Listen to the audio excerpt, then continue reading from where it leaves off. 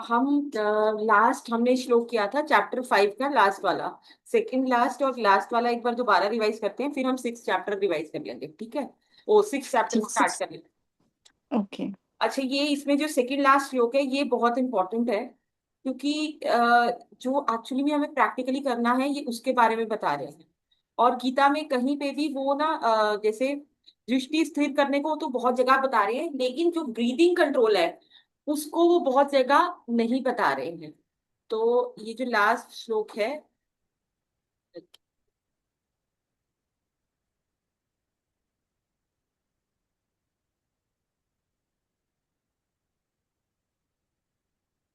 ये second last श्लोक है। कौन सा चैप्टर है ये? 5th। बाहर के विषय भोगों को ना चिंतन करता हुआ और बाहर ही निकाल कर और नेत्रों की दृष्टि हो। तो वो कह रहे हैं कि अपना जो ध्यान है वो कैसे करना है कि बाहर के जो विषय हैं उनका बिल्कुल भी चिंतन नहीं करना। जब भी हम ध्यान में बैठते हैं तो कोई थॉट आ जाता है, कुछ और आ जाता है, और बिल्कुल ही बाहर निकालकर नेत्रों की दृष्टि को भ्रिकुटी के बीच में स्थिर करके, स्थित नहीं स्थिर है करके, तथा नासिका में विचरने वाले प्राण और अपान वायु को सम करके। तो जब हमारी दृष्टि स्थिर होगी तो ब्रीदिंग ऑटोमेटिकली वो सम हो जाएगी, दोनों नॉस्ट्रल्स में बराबर से एयर फ्लो करेगी। इसके लिए हमें अलग से एफर्ट नहीं करना है। तो वो कह रहे हैं दोनों नेत्रों की दृष्टि को स्थिर करके। तो जब भी दृष्टि स्थिर होगी तो मन अपने आप रुकेगा। तो ये मन को जो रोकने की टेक्निक है वो दृष्टि को स्थिर करने से। और दृष्टि जो है एज कंपेयर टू ब्रीदिंग, अगर हम ब्रीदिंग लेंगे तो ब्रीदिंग हम जब भी सांस अंदर जा रही है बाहर जा रही है हम फील कर सकते हैं कि ये अंदर बाहर जा रही है। लेकिन अगर हम कोई चीज देख रहे हैं तो वो रे हमारी आई से कैसे गई और कैसे रिफ्लेक्ट होके फिर दोबारा हमारी आई पे और रेटिना में इमेज बनाई, तो हम दृष्टि को देख नहीं सकते, वो सूक्ष्म है।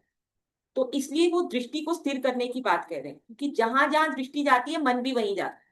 या अगर हम बाहर घूमने गए हैं या मार्केट में हैं तो जो जो चीजें दृष्टि देखेगी मन उसी को फॉलो करता चला जाता है। तो जब हम डीप स्लीप में होते हैं, जब दृष्टि बिल्कुल बंद है, तो मन के भी जो एक्टिविटी है वो बंद हो जाती है। तो इससे ये पता चलता है कि जब दृष्टि स्थिर होगी तो मन की जो वो है गति रुक जाएगी, वो स्थिर होनी शुरू हो जाएगी। तो मन को रोकना है, तो इसको दृष्टि योग कहा गया। जिसकी इंद्रियां मन और बुद्धि जीती हुई है, अब जिसने मेडिटेशन के थ्रू अब इस पे विजय पा ली, अब वो ईश्वर से मिल गए। तो जब वो मिल गए तो ऐसे ही जो मोक्ष परायण मुनि, मुनि कौन है? जो हर वक्त ईश्वर स्वरूप का निरंतर मनन करता है। मुनि की डेफिनेशन नीचे दी हुई है, परमेश्वर के स्वरूप का निरंतर मनन करने वाला, तो वो मुनि है। ऐसा जो मोक्ष प्राण मुनि है वो इच्छा, डिजायर, भय और क्रोध से रहित हो गया, वह सदा मुक्त ही है। तो वो जिसने अपने आप को ईश्वर में मिला दिया, तो अब वो ईश्वर ही हो गया, ईश्वर तुल्य ही हो गया, और वो अब सदा के लिए मुक्त हो गया। ठीक है?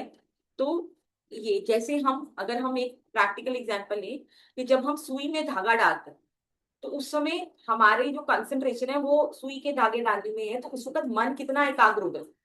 अगर एकाग्र नहीं है, हम धागा डाल ही नहीं पाए। तो उस समय वो दृष्टि एकदम स्थिर हुई, तभी वो धागा डला। जब वो दृष्टि स्थिर होती तो इस तरह से हम उसको समझ सकते हैं कि जैसे सुई में धागा डालने के लिए हमें दृष्टि स्थिर करनी है, वैसे दृष्टि स्थिर। ठीक है? मेरा भक्त मुझको सब यज्ञ और तपों का भोगने वाला, संपूर्ण लोगों के ईश्वर का भी ईश्वर तथा संपूर्ण भूत प्राणियों का सुहृदय अर्थात स्वार्थ रहित, दयालु और प्रेमी, ऐसे तत्व से जानकर शांति को प्राप्त।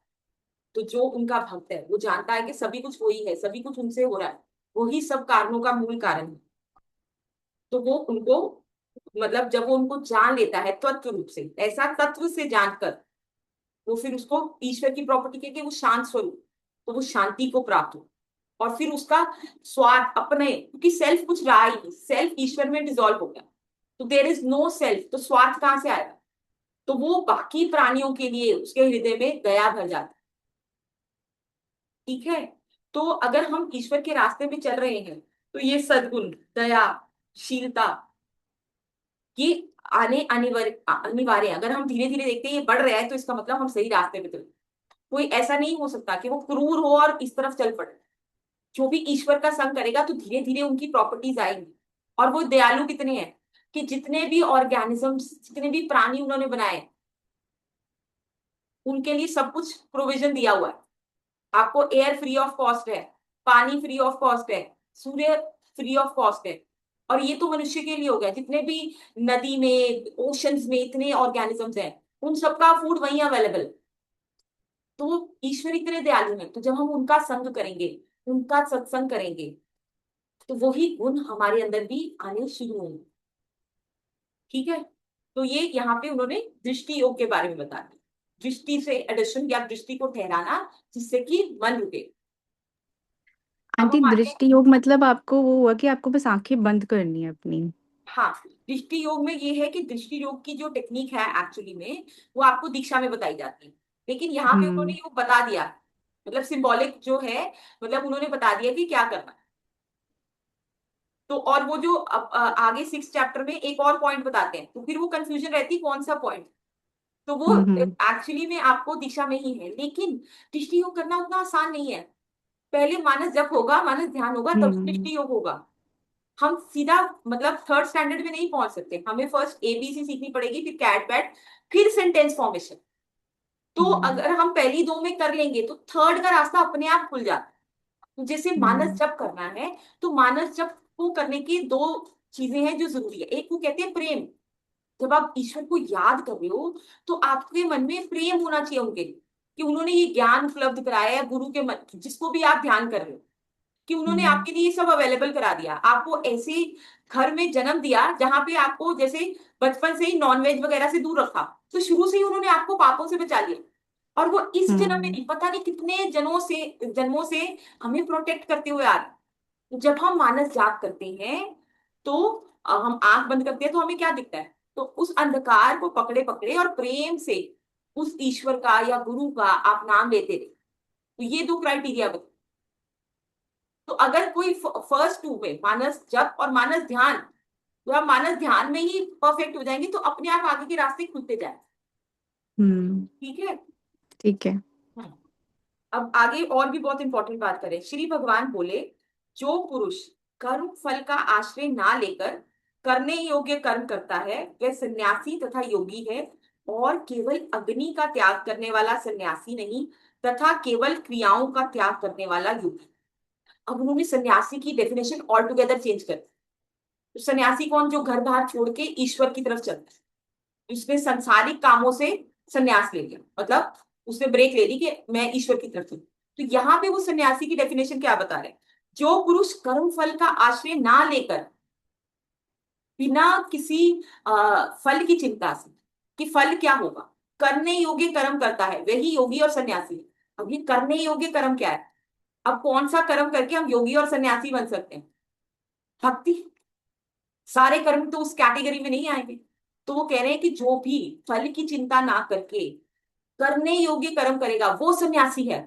आपको घर बार छोड़ने की जरूरत नहीं है, आपको जगह, कपड़े, स्थान चेंज करने की जरूरत नहीं है। आप बस ईश्वर की तरफ अपना भक्ति पे अपने चलते रहिए, बिना फल की इच्छा। तो यही सन्यास है। और सन्यास की आगे भी जो 5th चैप्टर में भी उन्होंने डेफिनेशन दी थी, उसमें दो चीजें कवर की थी। ये है 5th चैप्टर का 3rd और 6th श्लोक। देखो। हाँ, 3rd श्लोक 5th चैप्टर का, जो पुरुष ना किसी से द्वेष करता है और ना किसी की आकांक्षा करता है, वह कर्मयोगी सदा सन्यासी ही समझने। तो जिसकी कोई डिजायर नहीं है, अगर वो उसने सन्यास तो ले लिया, वो चला गया किसी आश्रम में, कपड़े भी चेंज कर लिए, सब कुछ चेंज कर लिया, लेकिन उसके मन में इच्छाएं हैं, जेलसी है, तो वो वहां बैठ के भी भोगों का ही चिंतन करेगा, तो वो सन्यासी नहीं हो सकता। तो सन्यासी की डेफिनेशन में दो चीजें और ऐड हो गई, जो ना किसी से द्वेष करता है और ना किसी की आकांक्षा करता। No desire, no jealousy, no liking और डिसलाइक। ठीक है।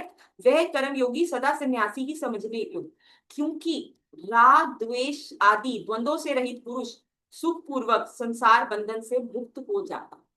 तो जिसकी, जो हमारी स्ट्रॉन्ग लाइकिंग्स है, अटैचमेंट्स है, राग द्वेष, जो हमें नहीं, स्ट्रॉन्ग डिसलाइकिंग है, किसी से हमें अच्छा नहीं लगता है, तो ये जो दोनों ही हैं, ये दोनों ही ईश्वर के पाथ में रुकावट है। तो ये वो सन्यास की डेफिनेशन बता रहे हैं कि सन्यासी क्या है। तो जो जिसकी स्ट्रॉन्ग लाइकिंग और डिसलाइकिंग दोनों ही खत्म हो गई, वो हर सिचुएशन में उसको कोई इफेक्ट ही नहीं कर सकता चीज, क्योंकि उसकी कोई लाइकिंग और डिसलाइकिंग ही नहीं है। बुरा तब लगता है जब हमारी लाइकिंग के हिसाब से नहीं होता। और जो हमें संसार में बांधती है सबसे ज्यादा वो क्या है, आकांक्षा, desire, which makes us run. तो अगर किसी की ये दोनों चीजें ही नहीं है, तो वो सन्यासी, वो कर्मयोगी सन्यासी ही मान लेना है। ठीक है। तो ये सन्यास की डेफिनेशन उन्होंने बहुत अच्छे से दे दी है कि कपड़े, और उन्होंने ये नहीं कहा कि आप ये कपड़े पहनो, आप इस जगह जाओ तो ही सन्यास होगा। तो सन्यास किससे, मन से। ये जो मन के विकार है, इन्हीं को कम करना है। अब ये जो 6 श्लोक है, कर्म योग के बिना सन्यास अर्थात मन, इंद्रियों और शरीर द्वारा होने वाले संपूर्ण कर्मों में कर्तापन का त्याग। तो अब यहाँ पे एक और डेफिनेशन, कि कोई भी कर्म जब हम ये मान के करते हैं ये हम नहीं कर रहे, वो आगे वाली स्टेज में होगा, तो वो सन्यास है। क्योंकि जो भी कर्म हम कहते हैं कि हमने किया, तो हम उसका फल भी भोगना चाहते हैं। तो जब हम में ये फीलिंग ही नहीं रही कि ये कर्म हमने किया है, तो फिर उसको फल भोगने की इच्छा भी समाप्त हो जाए, तो ये सन्यास है। तो now he has given the definition of सन्यास, इन 4 जगह पे अलग अलग वो कर दी। तो अब अगर हम ये पिक करें कि जिसकी कोई डिजायर नहीं है, जिसको किसी से द्वेष नहीं है, जिसमें आगे चल के फ्यूचर में कर्तापन का अभाव हो गया, कि बिल्कुल कोई मन, इंद्रिय और शरीर से होने वाले जितने भी कर्म हैं, उन कर्मों से कर्तापन का त्याग, पूर्ण त्याग। और फिर जब 6th में आ गए, 6 का पहला, तो क्या कह रहे हैं कि कर्म कर्म फल का आश्रय ना लेकर करने वाला कर्म करता है वह सन्यासी। ठीक है। तो अब सेकंड श्लोक में, हे अर्जुन, जिसका सन्यास ऐसा कहते हैं उसी को तू योग जान। तो अब वो क्या कर रहे हैं, ये लाइन बहुत इंपॉर्टेंट है, इसके आगे के भी 2-3। ये लाइन क्या है, जिसको सन्यास ऐसा कहते हैं उसी को तू योग। तो सन्यास इज इक्वल टू योग। तो जिसको सन्यास कह रहे हैं उसी को तू योग जान, अलग अलग नहीं है। तो घर में बैठ के भी आप योग कर सकते हो, तो सन्यास के लिए आपको जरूरी नहीं है कि वो सारी चीजें करनी है। क्योंकि संकल्पों का त्याग ना करने वाला कोई भी पुरुष योगी नहीं है। अब उन्होंने इक्वेट कर दिया कि सन्यासी इज इक्वल टू योगी। अब योगी की डेफिनेशन, जो ये लास्ट सेकंड पार्ट है इस श्लोक का, जान, क्योंकि संकल्पों का त्याग ना करने वाला कोई भी पुरुष योगी नहीं। अब ये संकल्प क्या है, बताओ संकल्प क्या है। कोई चीज जो हम ठान लेते हैं कि उसको पूरा करना है, फिर वो होता है हाँ। संकल्प। हाँ, तो एक तो संकल्प का मतलब हो गया डिटर्मिनेशन। ठीक है। यहाँ हम्म। पे जब हम कहते हैं कि मन की जो आदत है वो उसकी है संकल्प विकल्प करने की, तो यहाँ पे क्या है, हम्म। Thought process. मन का काम क्या है, आप जब कोई भी काम करते हो, डिजायर्स, कोई भी डिजायर के पीछे क्या है, सबसे पहले वो थॉट आएगा कि आज मुझे जाके आइसक्रीम खानी है। तो सबसे पहले थॉट आया। तो मन का जो काम है वो संकल्प और विकल्प, ऑप्शंस, हम्म। और वो देना। तो थॉट प्रोसेस, एक के बाद एक थॉट मन क्या करता है, थॉट्स जनरेट करता है। तो ये संकल्प है। तो वो क्या क्या क्या क्या कह रहे हैं कि जो भी सन्यासी या योगी है उसको क्या करना है, क्योंकि संकल्पों का त्याग ना करने वाला कोई भी पुरुष योगी नहीं है। तो जब हम ध्यान कर रहे हैं, तो हम कर क्या रहे हैं, हम एक्चुअली में कोशिश कर रहे हैं कि मन में विचार ना आए, संकल्प ना हम्म। आए। अगर आए तो हम उनको रोक के वापिस ईश्वर में लगाए। तो योगी कौन है, कि संकल्पों का त्याग ना करने वाला। तो जिसके कॉन्टिन्यूअस थॉट प्रोसेस चलता जा रहा है, तो वो ध्यान तो कर ही नहीं रहा फिर। मान लो हम्म। आप आंख बंद करके बैठे हो, तो आप तो दुनिया का ही चिंतन कर रहे हो। 90% हम लोग जब भी ध्यान करते हैं, तो हम दुनिया का ही चिंतन कर रहे होते हैं। वो बहुत अल्प टाइम या कम टाइम के लिए ईश्वर का चिंतन करते हैं, हम्म। बाकी टाइम पे तो थॉट प्रोसेस ही चलता रहता है। तो हम चिंतन या ध्यान हम्म। किसका कर रहे हैं, संसार का। तो यहाँ वो क्या बोले, बहुत इंपॉर्टेंट बात बोल दी उन्होंने, कि संकल्पों का त्याग ना करने वाला कोई भी पुरुष योगी नहीं है। तो योगी कैसे बनेगा, संकल्पों को त्याग संकल्प को कर। त्याग के।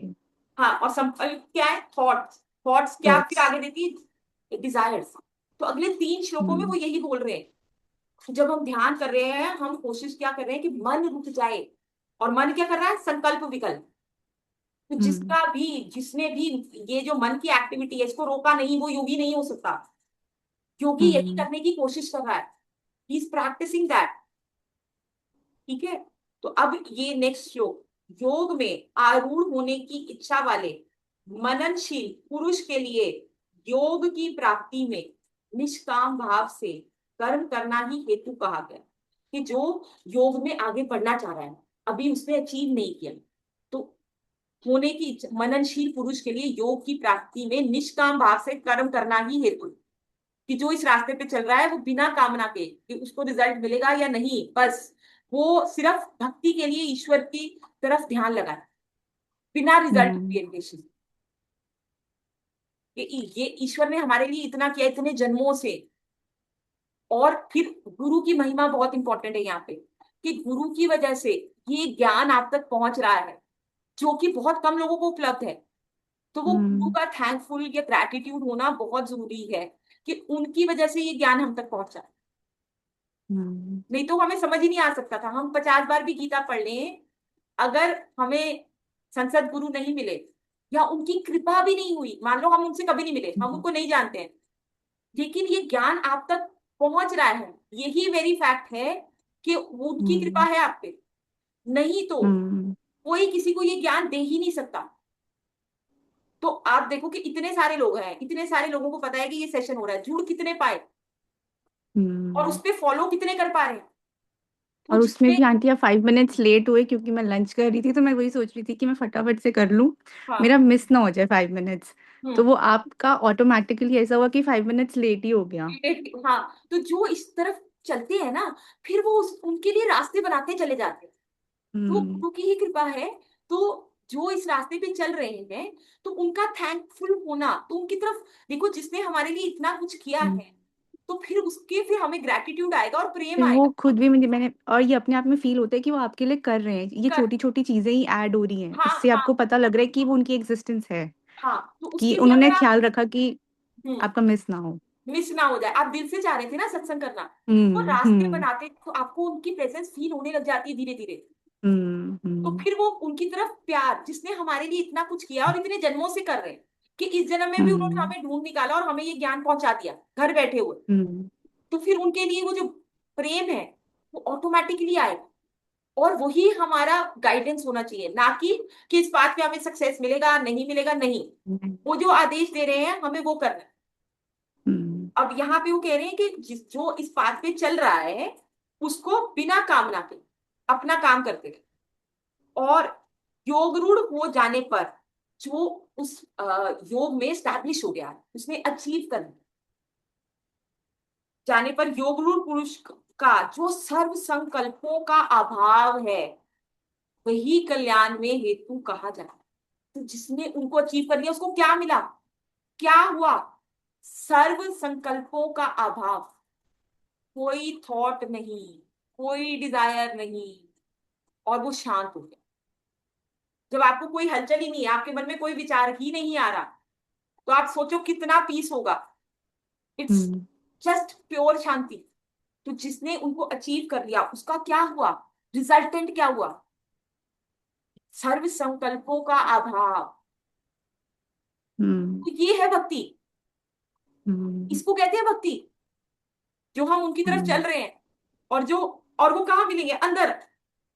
हम्म। बाहर में हम कुछ भी कर लें, वो हमें नहीं मिल सकते।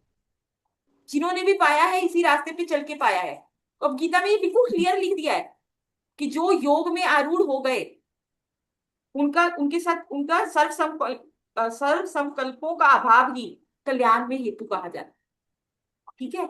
नेक्स्ट में, जिस काल में ना तो इंद्रियों के भोगों में और ना कर्मों में ही आसक्त होता है, उस काल में सर्व संकल्पों का त्यागी पुरुष योगरूढ़ कहा जाता है। कि जो वो हाईएस्ट स्टेज पे पहुंच गया योग। तो अब हम्म। क्या हुआ, ना तो इंद्रियों का भोगों में कोई ही वो रह गया आकर्षण, ना कर्मों में ही कोई वो रह गया, भाई जिसको ईश्वर मिल हम्म। गए। और क्या हुआ, उस काल में सर्व संकल्पों का त्यागी, कोई थॉट है ही नहीं, कोई डिजायर है ही नहीं। तो इंद्रियों ने बाहर जाना ही नहीं है। इंद्रियां किस लिए जाती हैं, कि थॉट होता है, और फिर वो होता है ना कि थॉट से हम वो करेंगे, हम्म। डिजायर्स। तो यहाँ पे जब ईश्वर में लय हो गए तो सर्व संकल्पों का अभाव हो गया। No thought, hmm. No desire, nothing, absolute peace. ठीक है, तो उन्होंने 3 श्लोकों में सर्व संकल्पों का अभाव बोल दिया।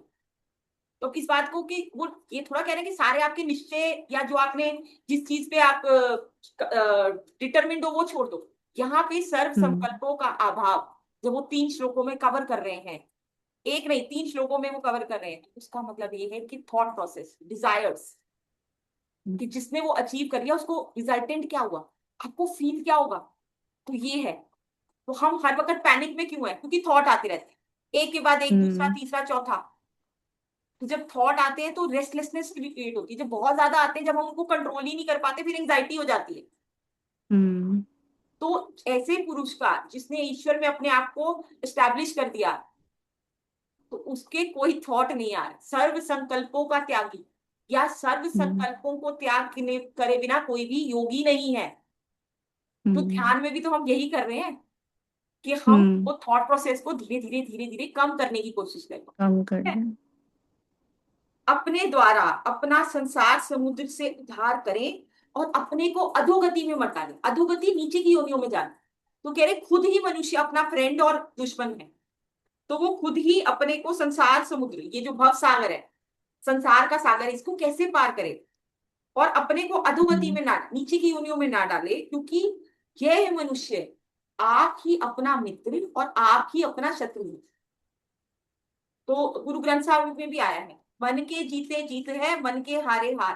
हम्म। जिसने अपने मन को कंट्रोल कर लिया, ईश्वर में लगा दिया, तो वो अपना खुद का फ्रेंड है, उसने अपने के लिए बेस्ट हम्म। काम कर लिया। और जिसने अपने मन पे अंकुश नहीं लगाया, कंट्रोल नहीं किया, और संसारी विषयों में वो दौड़ता चला गया, हम्म। तो वो खुद ही अपना दुश्मन है, उसको बाहर के दुश्मनों की जरूरत नहीं है।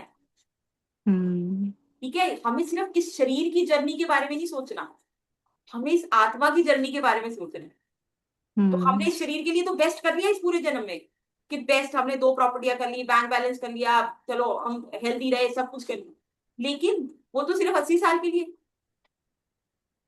तो जो अपना, जिसका मन कंट्रोल में है, वो फिर उसको ईश्वर की तरफ, संसार की, क्योंकि मन का ये है कि मन जिस दिन ईश्वर में लय हो गया उस दिन तो मन का अस्तित्व खत्म हो जाएगा।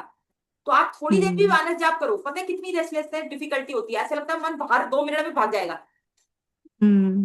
कि वो चाहता नहीं है, उसका अस्तित्व खत्म हो जाएगा, और कौन हम्म। चाहेगा भाई मेरा अस्तित्व खत्म हो जाए। ठीक हम्म। है, जिस जीवात्मा द्वारा मन और इंद्रियों सहित शरीर जीता हुआ है, उस जीवात्मा का तो वह आप ही मित्र है, और जिसके द्वारा मन तथा इंद्रियों सहित शरीर नहीं जीता गया है, उसके लिए वह आप ही शत्रु सदृश शत्रुता में वर्त। वो क्या कह रहे हैं, जिस जीवात्मा के द्वारा मन और इंद्रियों से अल्टीमेटली हमने, हम्म। जब हम ईश्वर में मिल गए तो हमने सब कुछ जीत लिया, संसार जीत लिया। हम्म। हम्म। तो फिर संसार का कोई भी रूल, कोई भी फोर्स वो हम पे एक्ट ही नहीं कर पाएगी। हम्म। तो जिसने अपना मन और शरीर, इंद्रियों के सहित शरीर जीत लिया, तो वो अपना फ्रेंड है। और जिसने अपनी एनर्जी का लॉस कर दिया इंद्रियों के घाटों में जा जाके, संसार में जा जाके, तो वो उसको उसको कोई बाहर के शत्रु की जरूरत नहीं है। तो हम्म। मित्र कौन है, अब मित्र की डेफिनेशन, हम्म। जो अपने मन को कंट्रोल कर पाएगा वो अपना मित्र है। और मन को कंट्रोल कैसे होगा, सत्संग, क्योंकि मन के ऊपर क्या है, हम्म। बुद्धि। तो बुद्धि को हम्म। सत्संग का टॉनिक देंगे तो मन धीरे धीरे कंट्रोल में आएगा। हम्म। ठीक है, तो वो सत्संग का टॉनिक वो होते रहना चाहिए। स्वामी राम तीरथ कहते हैं कि सुबह सुबह उठ के अपने अंदर, मतलब वो ऐसे बोलते हैं कि सारे जितने ग्रंथ हैं या अध्यात्म की पुस्तकें हैं उनको पढ़ लेना चाहिए, उसको उनको हम्म। अपने अंदर भर लो, ताकि जब आप हम्म। संसार में जाओ तो आपके अंदर वो ही भक्ति भरी रहे। हम्म। तो आपका जो हृदय है वो मन ईश्वर भक्ति में तर रहे, तो वो जब आप संसार में इंटरेक्ट करोगे तो आप बच जाओ। हम्म। ठीक है, हम्म। क्योंकि आपका ध्यान कहाँ है, ईश्वर पे। और वो कैसे किया आपने, सुबह सुबह सब जो ये ग्रंथ हैं जो भी आपको अच्छा लगता है उसका अध्ययन कर लिया, एक हम्म। दो घंटे स्टडी रह के आपने सत्संग कर लिया, उसके बाद आप देखो मानस जब चलता है। अगर आप खाली मानस जब चलाओगे बिना सत्संग के, तो वो नहीं चलेगा। क्योंकि हम्म। मन इज वेरी नॉटी, वेरी, वो बोलते हैं आगे इस चैप्टर में बहुत इंपॉर्टेंट बात बता रहे हैं हम्म। कि मन को कंट्रोल करना तो वायु को भी कंट्रोल करने से डिफिकल्ट है। तो मन आपको अंदर नहीं जाने देगा। तो आपको हम्म। सत्संग से बुद्धि को स्ट्रांग करके ऊपर वाले को पकड़ना है। जो ऊपर वाला है वो ज्यादा पावरफुल है तो उसका कंट्रोल बेटर होगा। हम्म। ठीक है। सर्दी गर्मी और सुख दुख में आदि में तथा मान और अपमान में जिसके अंतःकरण की वृत्तियां भली भांति शांत, अब उसको कोई चीज इफेक्ट ही नहीं कर रही। कोई लॉ कोई रूल उस पे है ही नहीं, बाहर कुछ भी चेंजेस होते रहे, वो ईश्वर से यूनाइटेड है हमेशा। वो ईश्वर में एस्टैब्लिश्ड है, हम्म। चित्त उसका ईश्वर में है। तो जो बाहर के चेंजेस हैं वो उसको इफेक्ट ही नहीं करेंगे। तो कोई भी चेंज उसमें प्रोड्यूस होगा ही नहीं, क्योंकि he has United with Lord, जिसमें कोई चेंज पॉसिबल ही नहीं है। हम्म। तो फिर ऐसे में क्या हुआ, वो इंडिपेंडेंट हो गया। ऐसे स्वाधीन आत्मा वाले, स्वाधीन independent, now no rule is acting on it. Independent क्या है कि उसपे वो पूरा फ्री है, उसपे कोई रूल कोई कुछ भी एक्ट नहीं कर रहा, फोर्स एक्ट ही नहीं कर रही। तो हम्म। इंडिपेंडेंट हो गया। ठीक है। ऐसे स्वाधीन आत्मा वाले पुरुष के ज्ञान में सच्चिदानंद परमात्मा सम्यक प्रकार से स्थित है, और अर्थात उसके ज्ञान में परमात्मा के सिवा अन्य कुछ है ही नहीं। तो वो हमेशा उसका ध्यान कहाँ जुड़ा हुआ है, ईश्वर में। तो उसका हम्म। जो अंतःकरण था, अब उसपे कोई बाहर की फोर्स एक्ट ही नहीं कर रही। वो इंडिपेंडेंट हो गया, वो फ्री हो गया। उससे हम्म। पहले तो हमें किसी ने कुछ कहा, हमें बुरा लगता है, किसी कुछ और हुआ तो हमें बुरा लगता है। तो अब वो कोई चीजें मैटर ही नहीं कर रही, क्योंकि हमारा इंक्लिनेशन ध्यान ही नहीं है उधर। हमारा हम्म। ध्यान ईश्वर में फिक्स हो गया है। ठीक है। जिसका अंतःकरण ज्ञान विज्ञान से तृप्त है, जिसकी स्थिति विकार रहित है। अब जिसको आत्मज्ञान होके ईश्वर का ज्ञान हो गया, अब उसके मन में विकार नहीं आए। विकार कौन से, काम क्रोध माया। मोह लोभ अहंकार, ये मैल है हम्म। हमारी। तो ये नहीं आए। भाई वो क्लीन हो गया पूरा। अब कहां से आएंगे हम्म। विकार। जिसकी स्थिति विकार रहित है, जिसकी इंद्रियां भली भांति जीती हुई हैं, और जिसके लिए मिट्टी पत्थर और स्वर्ण समान है, वह योगी युक्त अर्थात भगवत प्राप्त है, ऐसा कहा जाता है। तो जिसने ईश्वर का, जिसको ज्ञान हो गया, ईश्वर से जो मिल गया, वो भगवत प्राप्त कहा जाता है।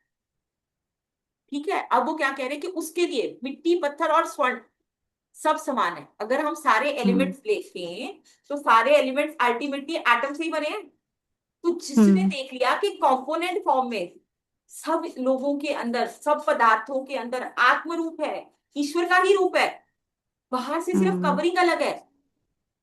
तो उसके लिए तो सब बराबर है। हम्म।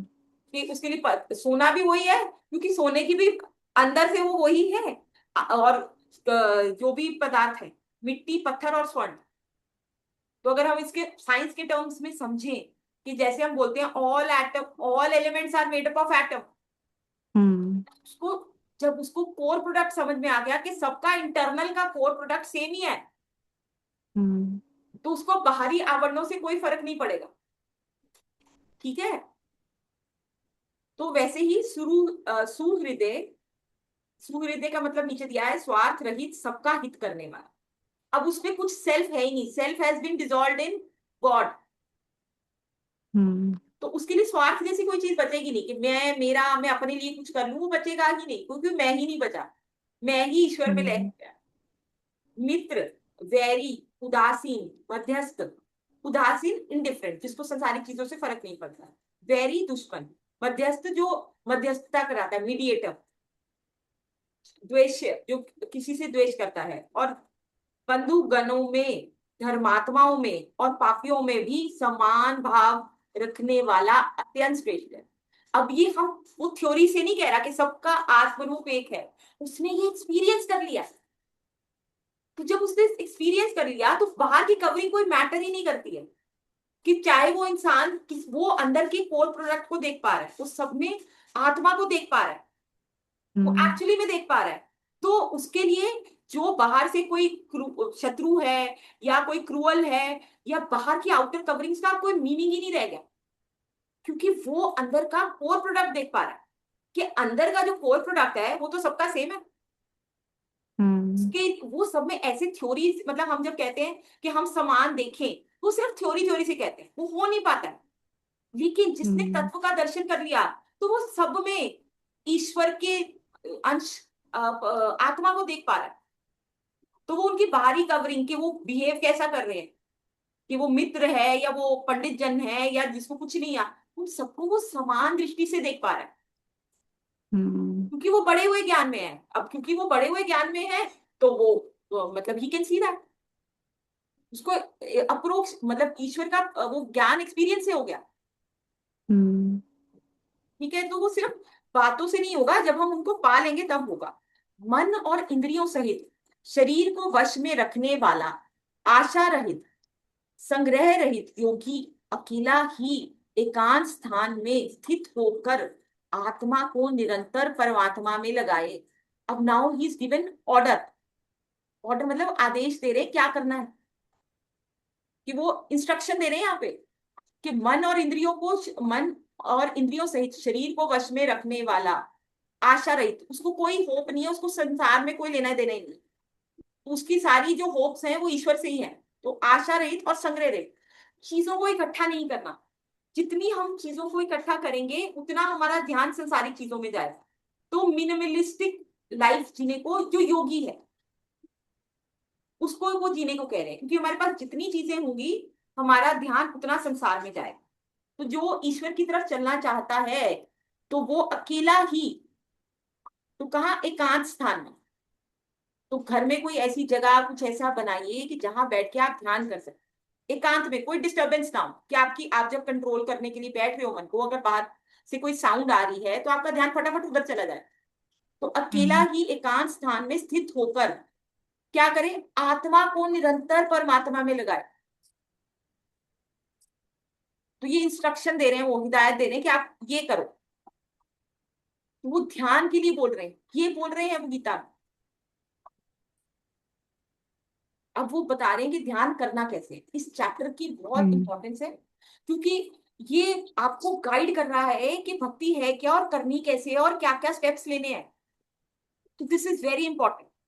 ठीक है, तो ये अब वो कह रहे हैं कि आसन कैसा होना चाहिए, शुद्ध भूमि में, जिसके ऊपर क्रमशः वन बाय वन, मतलब लेयर्स में, कुशा, कुशा पहले होता था ये घास, मृग छाल और वस्त्र बिछे हैं, जो ना बहुत ऊंचा है और ना बहुत नीचा है, ऐसे अपने आसन को स्थिर स्थापन करके।